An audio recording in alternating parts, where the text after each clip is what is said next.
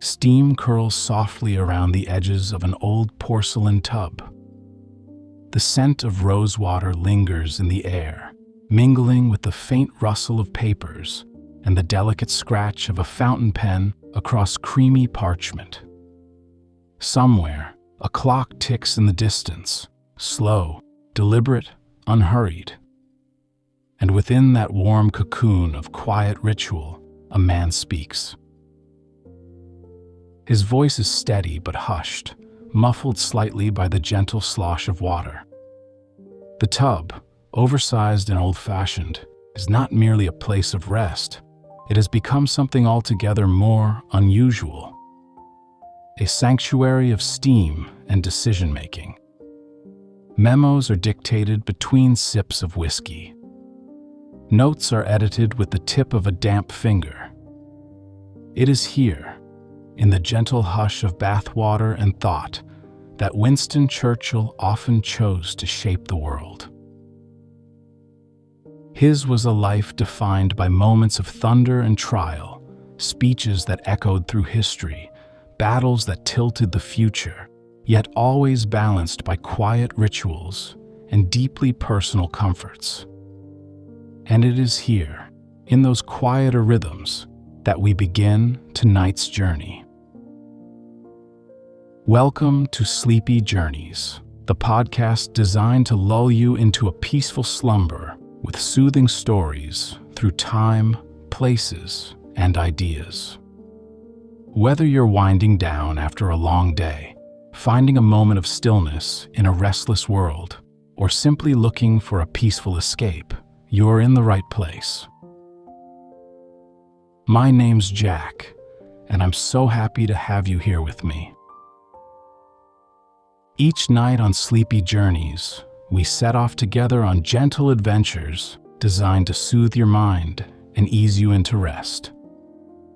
You'll find journeys through history, comforting fairy tales, myths and folklore, the wonders of science, fascinating inventions, inspiring famous figures, music history, and even calm explorations around the world. No matter where your curiosity takes you, there's a dreamy, Sleepy Journeys show for you. Tonight, we'll explore the life of Winston Churchill, not as a thunderous leader or wartime icon, but as a man of gentle oddities, quiet convictions, and routines that brought him comfort in uncertain times. We'll trace his story through nurseries and notebooks, soft dressing gowns, and moonlit rooftops. From whispered childhood dreams to the hushed resolve of wartime solitude, we'll walk with him at a sleepy pace, one soft footstep at a time. And just before we fully drift off, if you're enjoying Sleepy Journeys, go ahead and tap follow or subscribe on whatever platform you're joining me on. That way, you won't miss any of our upcoming sleepy adventures. And let me know in the comments where in the world you're listening from and what time it is there. It's always fascinating to see who's joining us. Now, take a deep breath and let's begin. Winston Leonard Spencer Churchill was born into the stillness of an English autumn on the 30th day of November in the year 1874. The place was Blenheim Palace, a grand country estate nestled among the golden woods and slow-drifting mists of Oxfordshire. The sun had begun its yearly retreat, leaving behind a landscape cloaked in gentle gray and fading gold, as if nature herself were holding her breath in anticipation of something quietly significant. Inside the palace, among tall windows and echoing halls, a new life arrived with the soft hush of expectancy. The room where Winston was born was spacious and stately, but within its walls, time felt suspended, as if the moment itself had been wrapped in velvet and candlelight. His parents were striking figures from very different worlds. Lord Randolph Churchill, sharp-eyed and sharp-tongued, carried the weight of British political tradition on his shoulders, while Jenny Jerome, his mother, was a vibrant spark from across the Atlantic, an American socialite whose presence turned heads and softened rooms. Together, they moved in the glittering circles of the aristocracy, but their world was one of obligations and appearances, and rarely of parental closeness. Winston, as a boy, was often more an observer than a participant in that grand world. As conversations danced above his head and polished shoes clicked down long corridors, he found comfort in the quiet companionship of his nursery. There, beside crackling fires and in the company of wooden toys, he created a kingdom all his own. He marched battalions of toy soldiers across thick woolen rugs, commanding imaginary regiments with the seriousness of a general. He built fortresses from books and gave rousing speeches to rows of dolls and animals who sat politely and never interrupted. In those solitary games, Winston found something he rarely received from adults: attentive audiences and unwavering loyalty.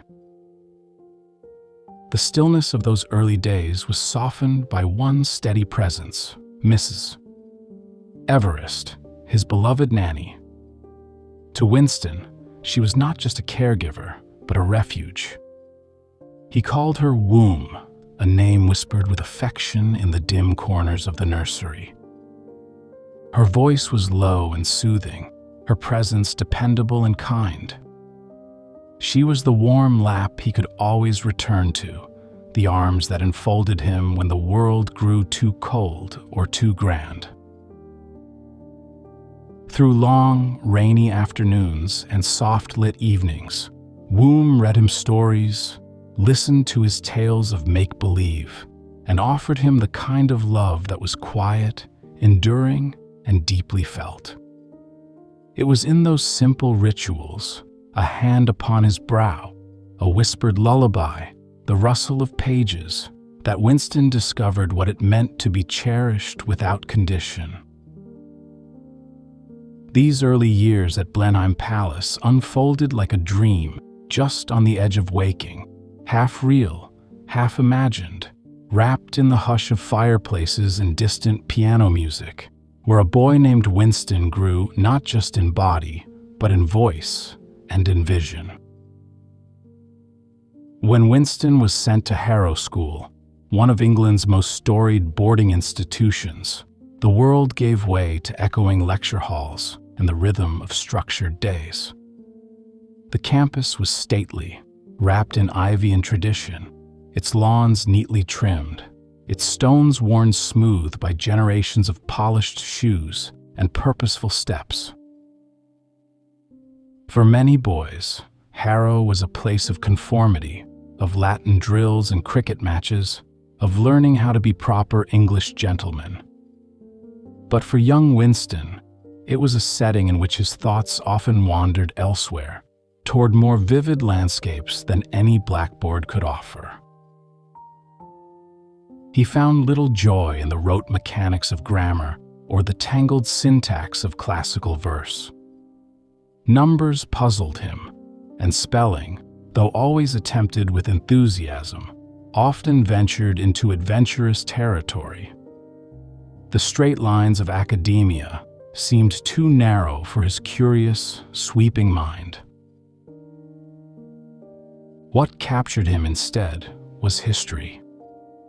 In the tales of great empires, valiant battles, and determined leaders, he saw a canvas wide enough to match the stirrings within. While others memorized dots with dutiful care, Winston imagined the clash of swords and the cries of distant soldiers, their echoes lingering like the distant thunder of storms long past. His teachers sometimes sighed at his restless energy, puzzled by this boy whose eyes seemed always half-focused on something beyond the walls. But Winston, undeterred, made his own space within that world. He practiced speeches in the mirror, recited lines not for the grade but for the cadence, and walked the school's grounds with the posture of someone preparing to speak before great crowds. Beneath his occasional bravado was a boy who still longed for warmth.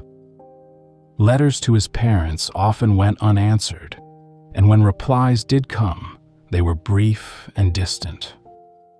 Yet Winston rarely let on. He wrapped himself in resilience, finding comfort in routine and imagination, and clung to the steady rhythm of self-belief. Harrow did not change him so much as it offered him a stage upon which to begin rehearsing the role he would one day play, not just a student, but a speaker, a writer, a man who would one day ask the world to listen.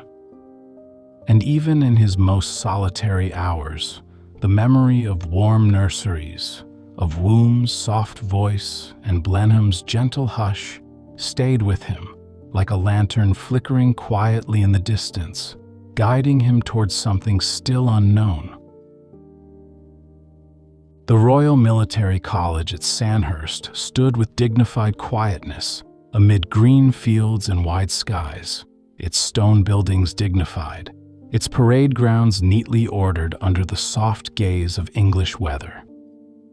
When Winston arrived in 1893, fresh from Harrow and eager to trade conjugations for cavalry charges, he did so with the quiet anticipation of a man arriving at a destination he had long imagined.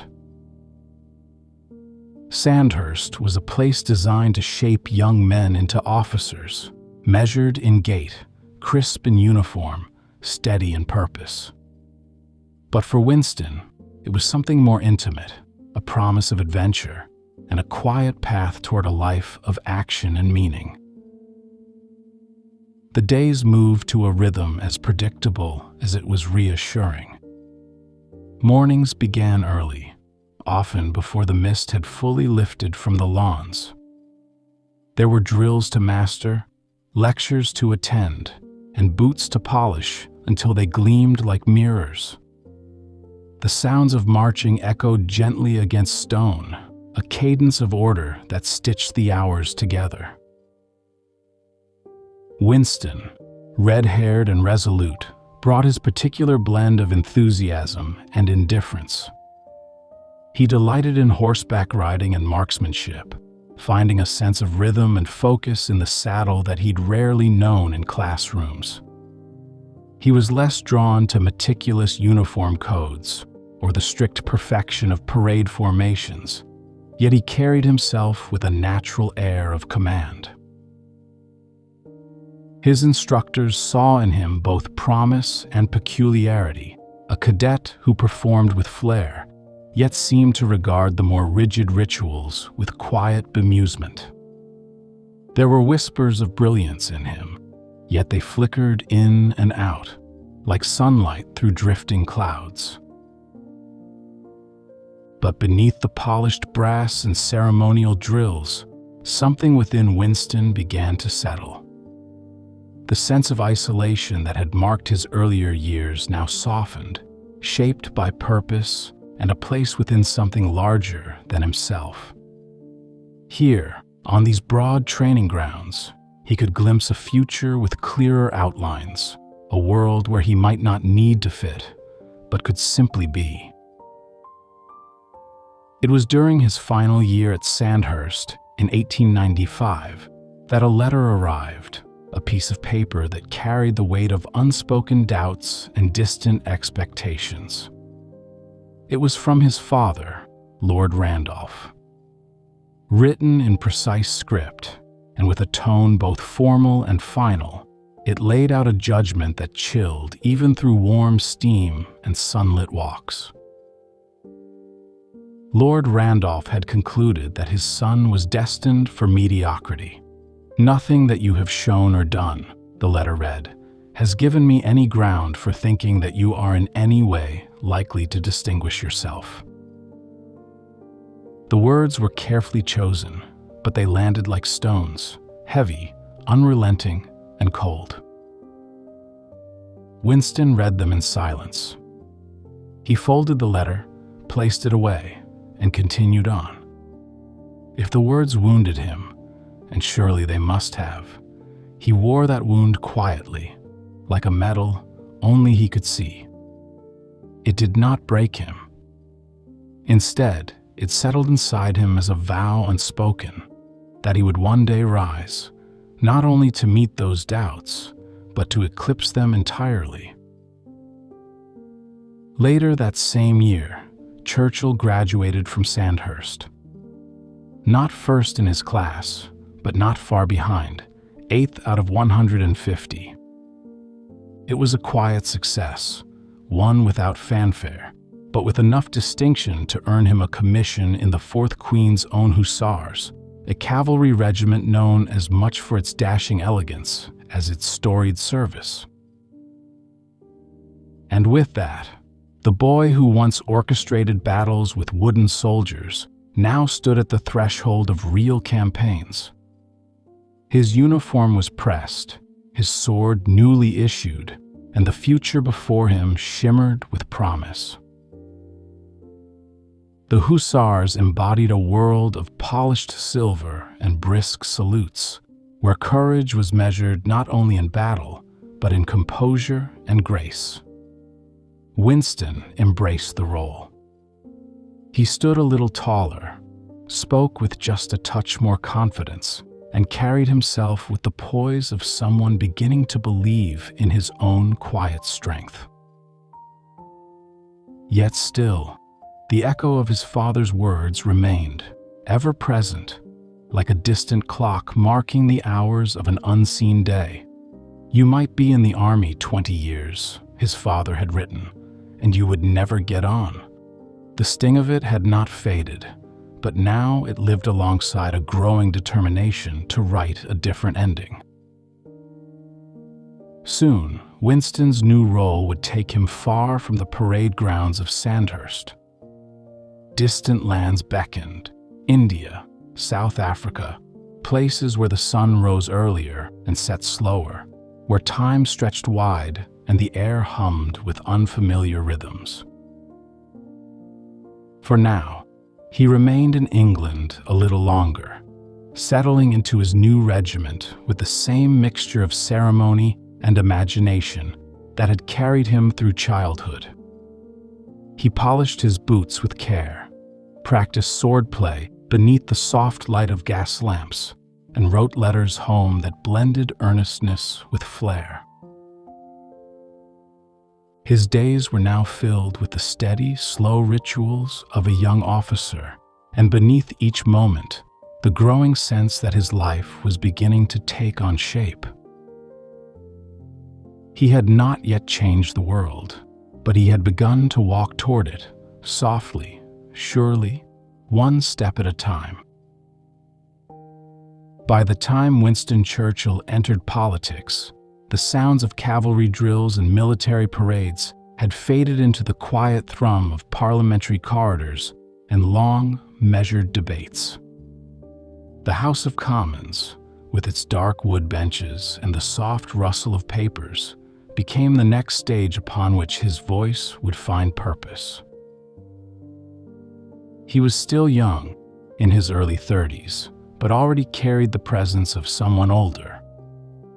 His speeches, though sometimes grand in tone, were laced with a clarity that made them memorable. He spoke as someone who had not only seen the world, but thought deeply about its patterns. His time as a war correspondent and officer had shaped his view of leadership as a burden best carried with care. In 1911, he was appointed First Lord of the Admiralty, a role both powerful and symbolic.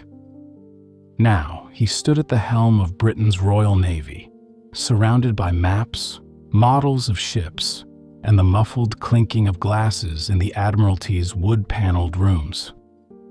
Here, decisions were made with quiet urgency, and the weight of empire lingered in the very air. Winston was deeply involved, often working late into the night, poring over plans, and speaking with the clipped rhythm of someone fully engaged. He believed in progress, in modernizing the fleet, strengthening Britain's defenses, and anticipating what others preferred not to see.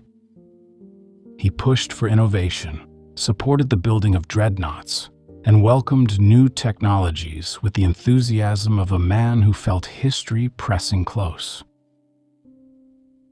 Yet with every rising step came new shadows. The First World War was on the horizon, creeping forward with the slow inevitability of dusk. And Winston, ever bold, began to imagine how he might help shape its course from behind the walls of strategy and command. What followed was a decision born from deep ambition, layered with complexity and the quiet burden of consequence. In early 1915, as the Western Front grew muddied and still, Churchill saw an opportunity. His idea was simple in vision, yet vast in scope: open a new front by attacking the Ottoman Empire through the Dardanelles. By seizing control of the Strait and the Gallipoli Peninsula, the Allies could ease pressure on the trenches in France and open supply lines to Russia. The plan was bold, audacious. It carried the markings of a strategist who believed deeply in the unexpected path. But war is rarely simple, and the tides of history are often less forgiving than their planners imagine. The campaign began with a naval assault. Battleships, proud and ironclad, moved into the narrow waters with cautious hope. But the Dardanelles were lined with mines and fortified with artillery.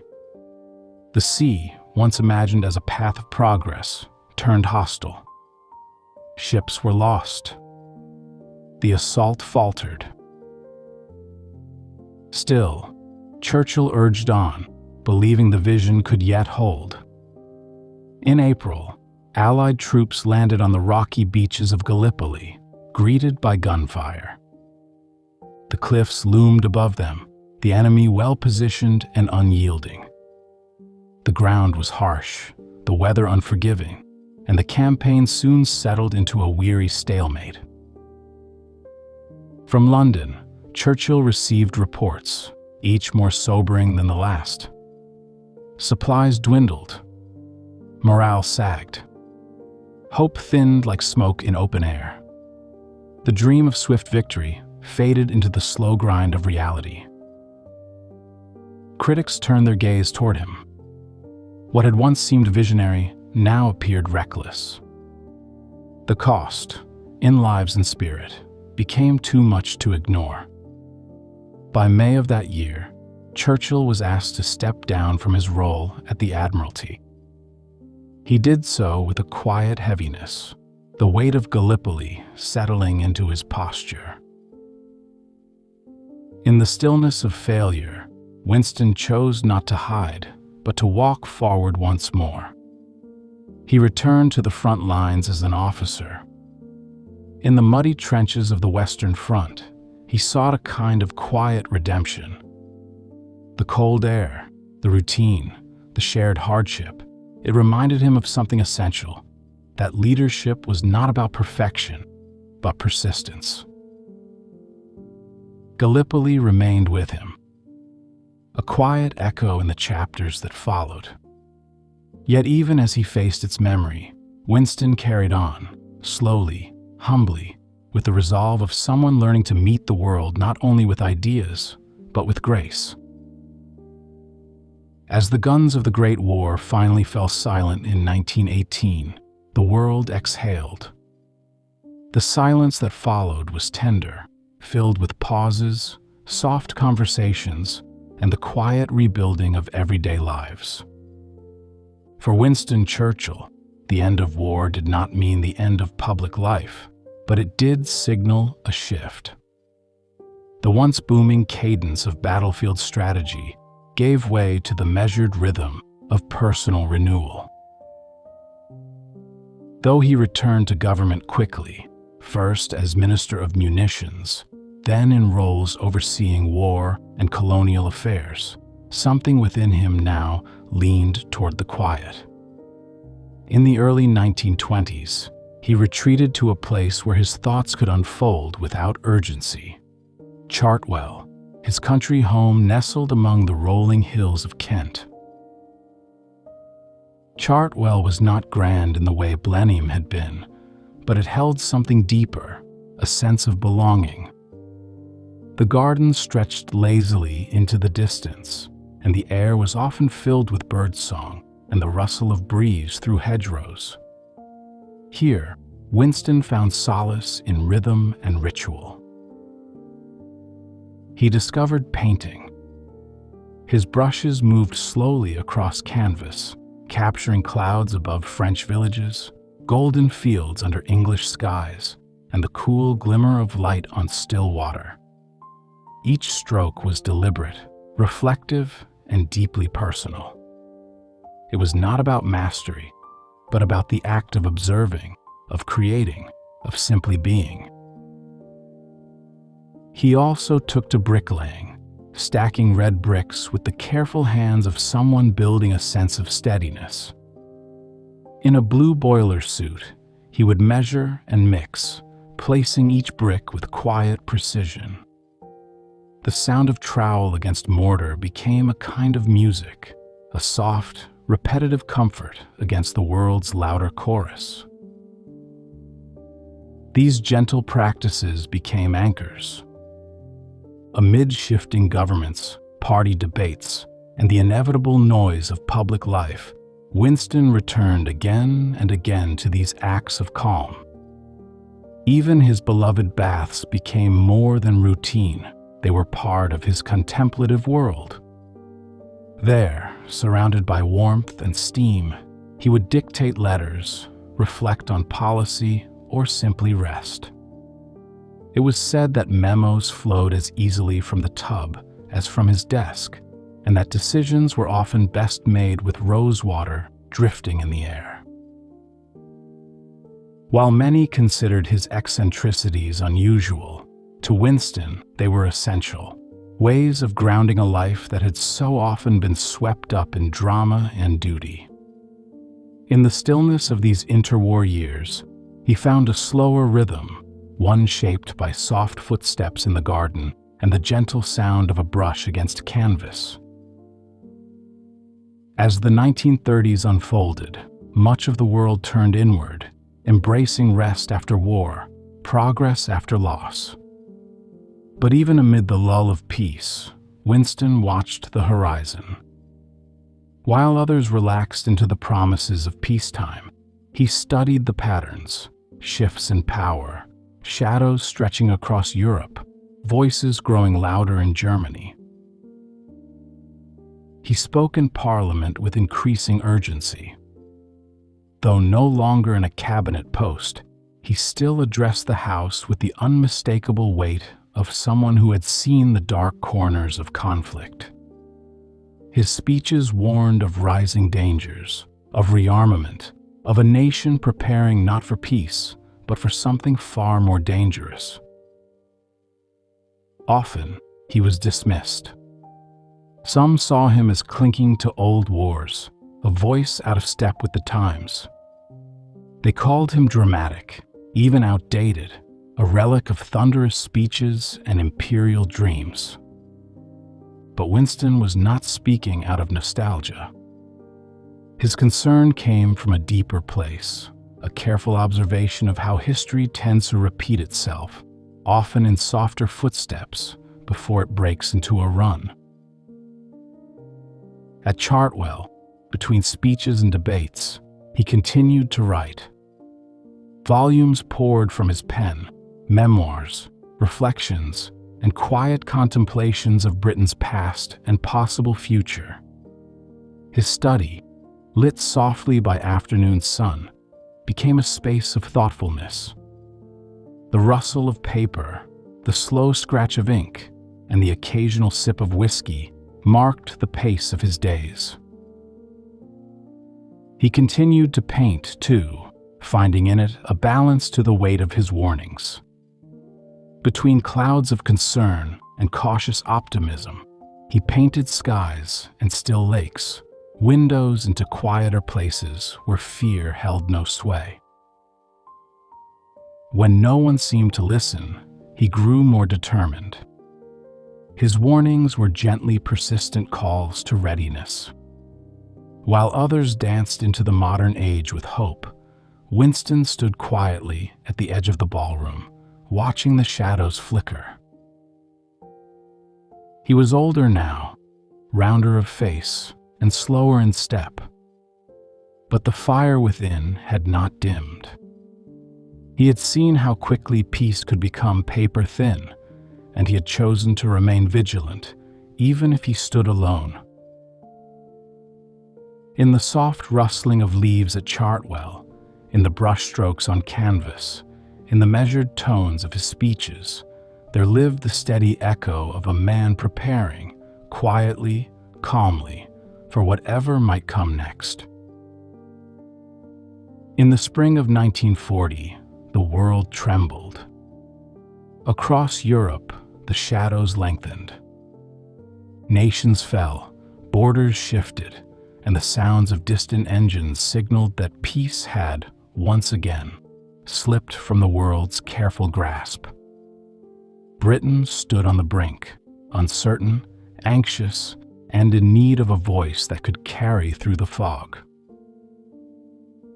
On a cool May afternoon, the summons came. King George VI, quiet and solemn, invited Winston Churchill to Buckingham Palace. He asked him to form a government. And just like that, the man once seen as a relic, the speaker of unwelcome truths, the watcher at the edge of the ballroom, stepped into the heart of the storm. Winston moved with gravity, with the weariness of someone who had long anticipated this moment and quietly hoped it might not come. Yet within him stirred the quiet resolve of purpose. He had waited, watched, and warned. Now he would act. As Prime Minister, he brought to the task knowledge and experience, accompanied by a strange and calming eccentricity. While others wrung their hands, Winston wrote calmly at his desk, sometimes in full dress, sometimes in slippers. He addressed Parliament with unwavering poise, his voice carrying both certainty and comfort, like a lighthouse beam through evening mist. His speeches were soft clarion calls, measured in tone, layered with rhythm. "We shall fight on the beaches," he told the nation, with a solemn, almost meditative cadence, as though guiding listeners toward stillness, not fear. During these days, his routines did not change. He still bathed daily, dictating memos as steam rose around him, the water's warmth echoing the calm with which he approached his duties. He insisted on an afternoon nap, believing that even in war, rest was a form of strength. He wore a one-piece siren suit for comfort, as a small reminder that practicality and presence could exist together. In the halls of Downing Street, aides moved quietly, adapting to the rhythms of a leader unlike any other. Memos were passed with care, whispers shared in passing, and decisions made beneath the low hum of wartime radios. Outside, the city darkened for air raids. But inside, Winston stood steady, holding a nation's gaze with quiet eyes. His leadership was calm, constant, and deeply human. Even as bombs fell, he remained a figure of routine, of ritual, of the quiet strength that earns attention. Through the early nights of war, as fear stirred and skies glowed red, the people of Britain. In each carefully chosen word, they found not only instruction, but comfort. A steady voice in the dark, leading them toward morning. As the summer of 1940 arrived, Britain faced a moment that felt suspended between breath and battle. The air itself seemed to tighten, as if the skies were holding back a storm. Across the Channel, the German Luftwaffe prepared its assault. Operation Sea Lion, the invasion of Britain, loomed. And above the countryside, the hum of aircraft began to fill the skies. The Battle of Britain had begun. Winston Churchill, now firmly rooted in his role, remained calm amid the chaos. He rallied with a voice that steadied more than it stirred.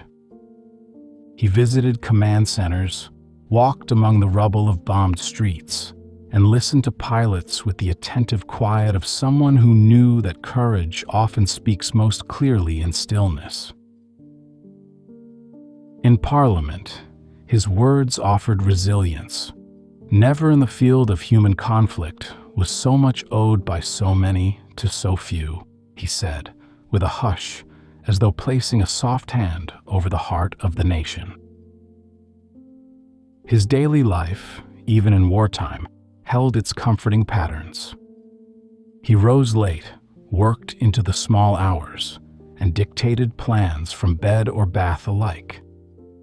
A secretary might be summoned at any hour to take down a passage of prose or a sudden idea, always with care not to disturb the cigar smoke curling gently through the room. There were moments of vulnerability too, quiet, unspoken ones. He would sometimes walk alone along the rooftops of Downing Street during air raids, watching the city burn softly in the night. The fires flickered against the dark, casting shadows on stone and sky. And there he stood, in dressing gown or overcoat, eyes lifted in quiet resolve. Even in these moments, Winston was never entirely alone. The people listened, as if their own calm depended on his. In living rooms dimmed by blackout curtains, they huddled around radios, waiting for his voice. It came, as it always did, steady and measured, as if spoken beside them, not to them. He had become more than a leader. He had become a rhythm, a slow, thoughtful heartbeat within the storm. And so, through the long nights and uncertain days, Britain endured. Not only through strength of arms or strategies drawn on maps, but through the quiet assurance that somewhere, perhaps in a warm bath or behind a desk lit by amber lamp, Winston Churchill was still watching, still thinking, still guiding. A nation at war found peace in the rituals of a man who always made space for thought, even as the world burned around him. As the war stretched into its final chapters, the tide turned slowly, then steadily. The world that had once teetered on the edge of despair began to right itself, inch by careful inch. The Axis powers faltered, and Allied forces gathered with quiet determination. The sun, long dimmed by clouds of conflict, began to rise once more. Winston Churchill, ever watchful, stood as both witness and guide. His words, still spoken with steady rhythm, helped shape the final arc of Britain's war. He celebrated victories with solemnity, never letting triumph turn into boast. Even in the face of joy, he remained rooted in the memory of sacrifice. In 1945, with Europe at last free of war, he stood before cheering crowds. Yet he did not swell with pride. Instead, he looked out over the gathered faces with a gentle seriousness, aware that peace, though precious, was fragile, and that the road ahead would be no less challenging. 2 months after the victory in Europe, a quiet, unexpected chapter began. The British people, weary of war and hopeful for change, voted Winston out of office. He accepted the news with a slow nod, a sip of whiskey, and the same dignity with which he had faced far greater battles. "They have the right," he said simply, without bitterness. And with that, he stepped away. He returned to Chartwell, the sanctuary that had long offered him comfort. There, among hedgerows and quiet pathways, he resumed the gentle rhythms he loved. The bricklaying continued, walls rising slowly beneath his hands. Paintings bloomed on canvas once more. The bath, ever present, welcomed his return with warm water and rose-scented calm. Even in rest, Winston's mind remained quietly engaged. He wrote pages and pages, memoirs, histories, reflections. His pen moved with care, chronicling the years in clarity. Through quiet prose, he offered record and understanding. His words became a bridge from war to peace, from fear to reflection. In these years, he was often visited by friends, dignitaries, and curious admirers. They found him in his garden, seated beneath a wide-brimmed hat, painting skies or musing aloud. He greeted them with warmth. He spoke softly, with laughter not far behind, and offered each visitor a glimpse of the quieter Churchill, the man not of speeches, but of slow, thoughtful days. He no longer chased history. He let it come to him gently, like a breeze across the fields of Kent. Winston Churchill's later years unfolded with a kind of soft, lingering grace. He lived to see his country rebuild, to witness the formation of new alliances, and to offer quiet counsel from the comfort of familiarity. In 1951, he returned briefly to office, an older man now, more reflective than commanding. He served as Prime Minister once more. He led with care, preferring stability to spectacle. He moved more slowly, rested more often, and spoke with a gentle firmness shaped by decades of thought. By 1955, he retired again, this time for good. The weight of years, softly carried, finally called him home. At Chartwell, the days stretched long and warm. Mornings were filled with walks through dew-kissed grass, afternoons with naps in rooms bathed in golden light. He continued to write, continued to paint, and still he bathed, letting warm water soothe away the heaviness of memory. His humor remained, gentle and dry.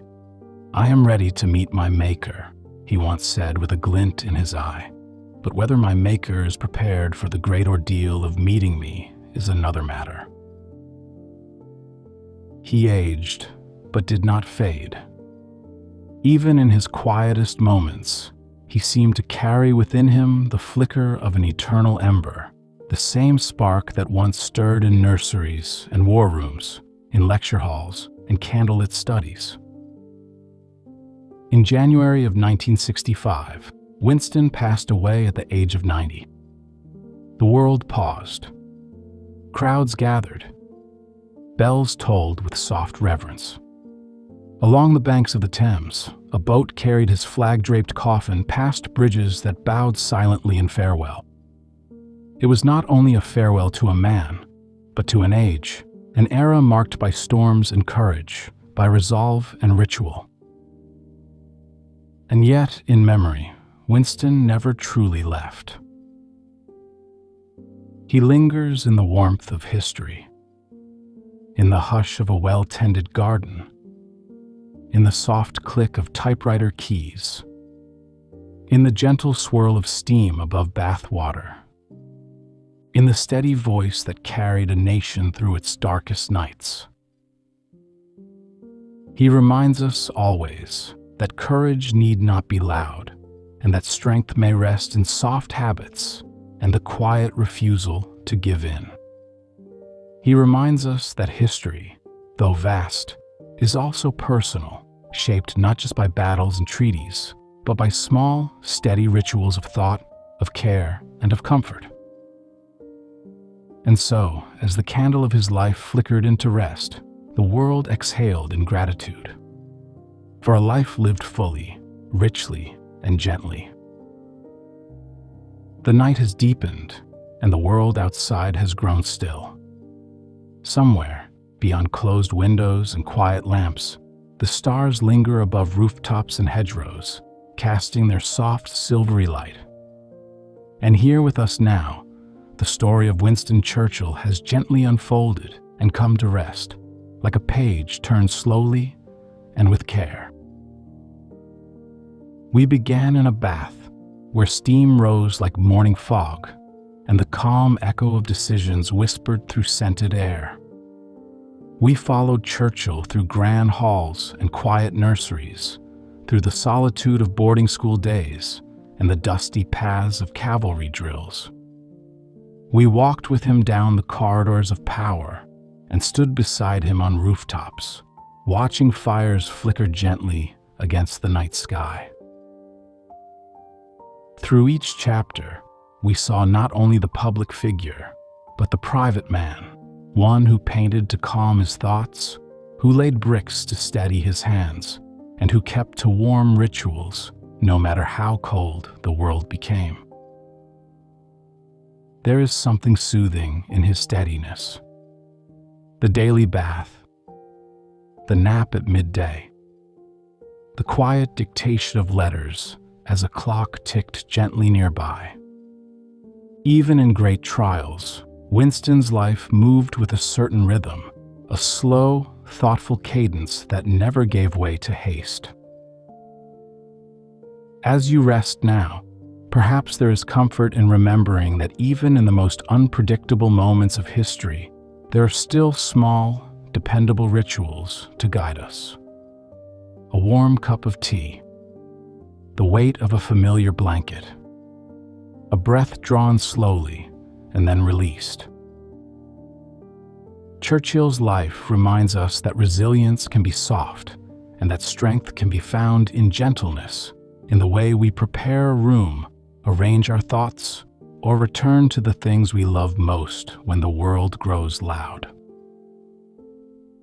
And so, as the last light fades from the window and the hush of night settles in, may his story leave you with a sense of stillness, a reminder that even the boldest voices once whispered in quiet rooms, and that even those who shaped the world once needed time to rest.